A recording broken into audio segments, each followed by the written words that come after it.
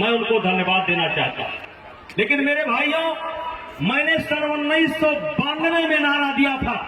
जब मैं पहली बार एमपी बना तो मैं सोचने लगा कि समाज के लिए मैं क्या करूं, और सोचते सोचते मेरा चिंतन उभरा था कि स्वस्थ देवी पाटन मंडल, साक्षर देवी पाटन मंडल और हरा भरा पाटन मंडल। और तब से लगातार हम उस प्रयास पर चल रहे हैं, उस तरफ चल रहे हैं।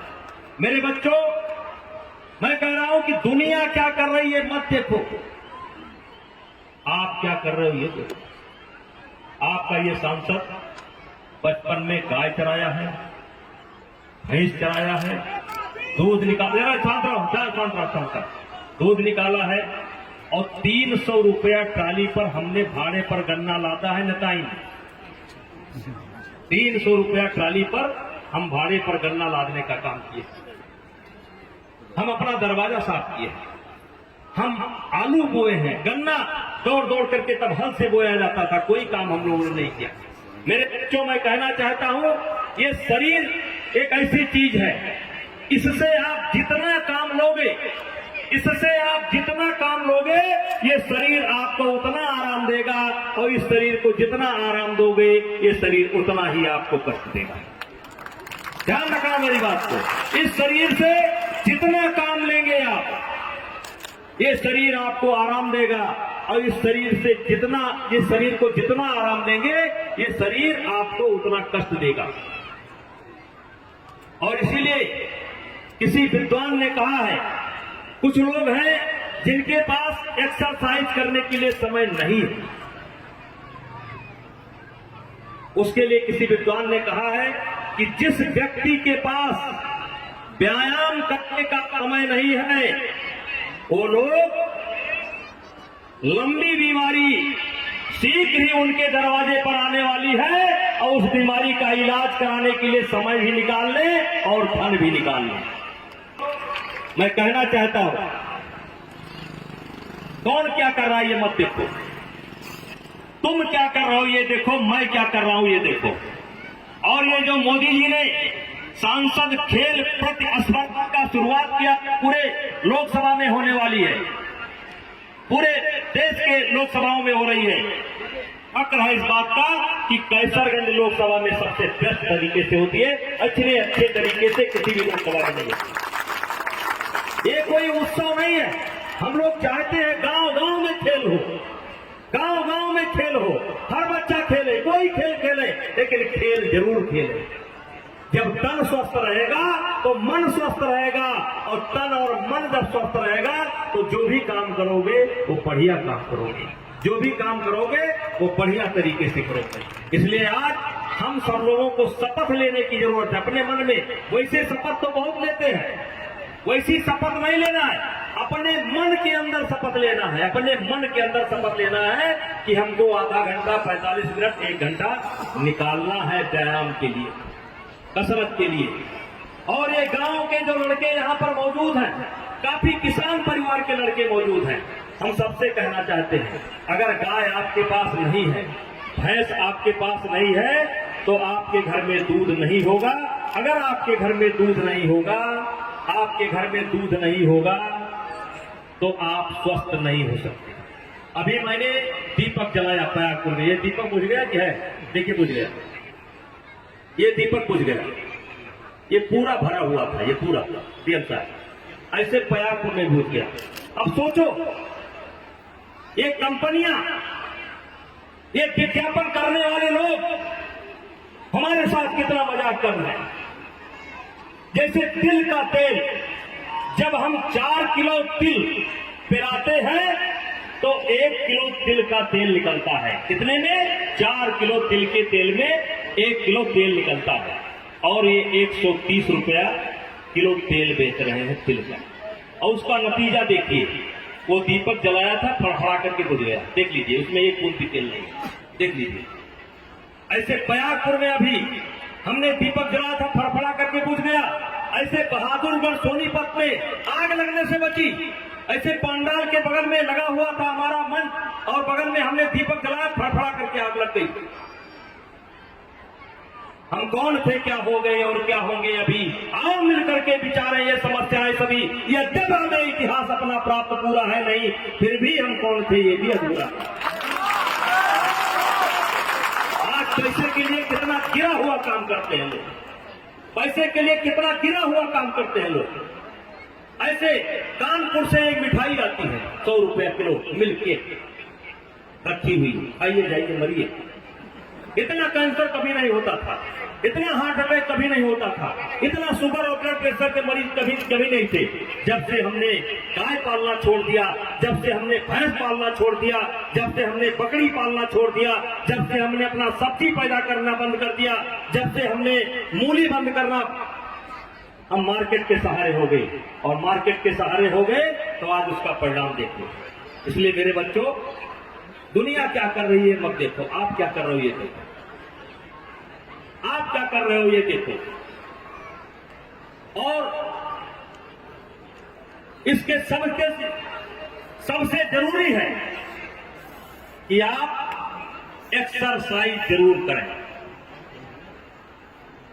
आपके घर में दूध होना ही चाहिए, और जिनके घर में दूध होता है ये जान लो, अगर आप अपनी पूरी मेहनत, मजदूरी, भूसे का दाम, हरे चारे का दाम, गोबर उठाने का मजदूरी सब निकालोगे तो 100 रुपया किलो लागत आती है।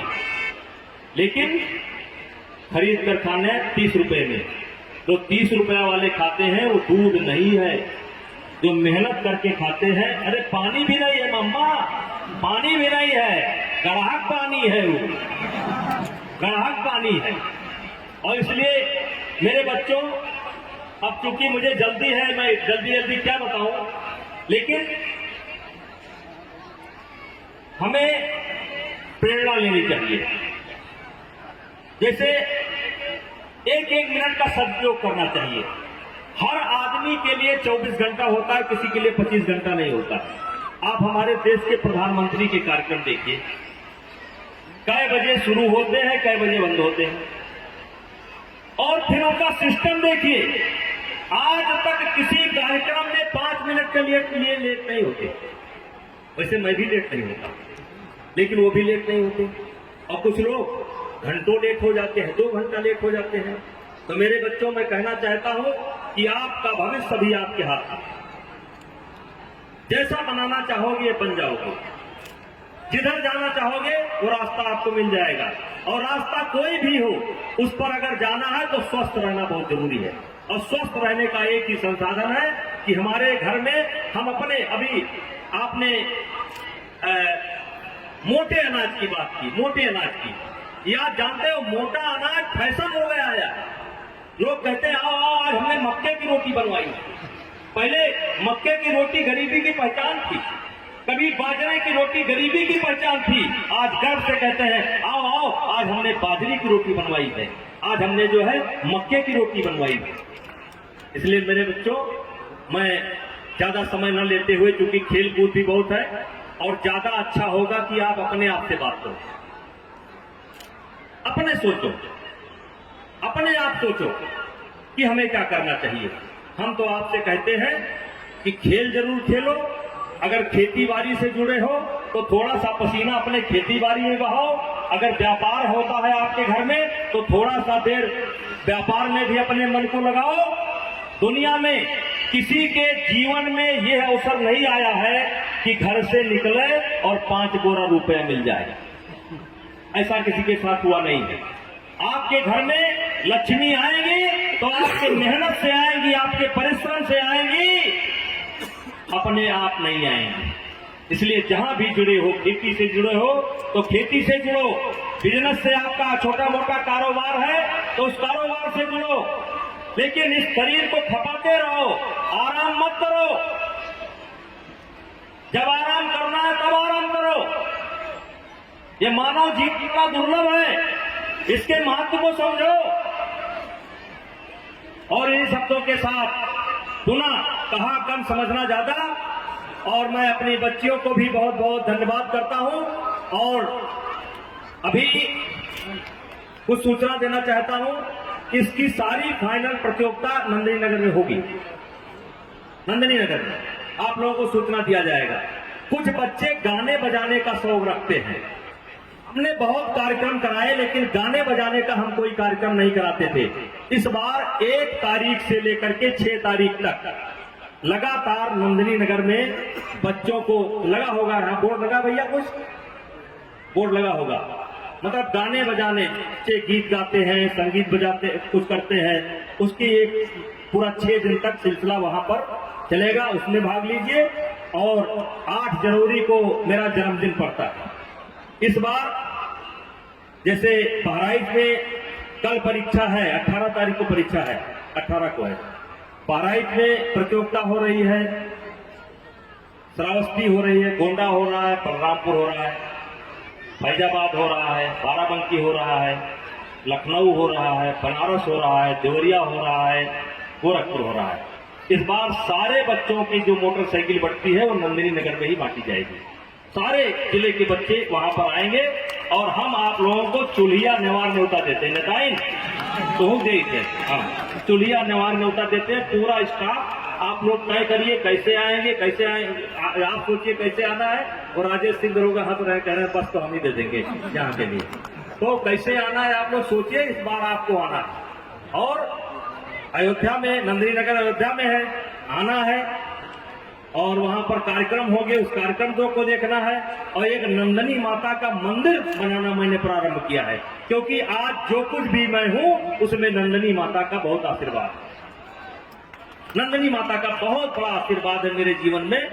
उसके महत्व को मैं कहां तक बताऊं, लेकिन जहां तक स्वास्थ्य का सवाल है, मेरे जिंदगी में कई अवसर ऐसे आए हैं कि मुझे नदी कूद करके जान बचाना पड़ा है, मुझे ट्रेन कूद करके जान बचाना पड़ा है, मुझे मकान कूद करके जान बचाना पड़ा है। मेरे बच्चों, अगर मैं स्वस्थ न होता तो आपके सामने खड़ा न होता।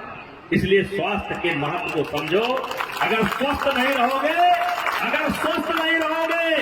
तो ट्रेन का सफर करोगे, सीट तुम्हारी होगी, बुकिंग तुम्हारी होगी, लेकिन अगर कमजोर रहोगे तो उस पर कोई तगड़ा आदमी तुमको धक्का दे करके बैठेगा, तुम नहीं बैठोगे। एक बार मैं डीएम साहब बिहार से, वहां से आ रहा था भागलपुर से, तो तिनसुकिया एक ट्रेन चलती है, तिनसुकिया। तो उसमें एसी फर्स्ट नहीं था, उसमें हम सफर कर रहे थे।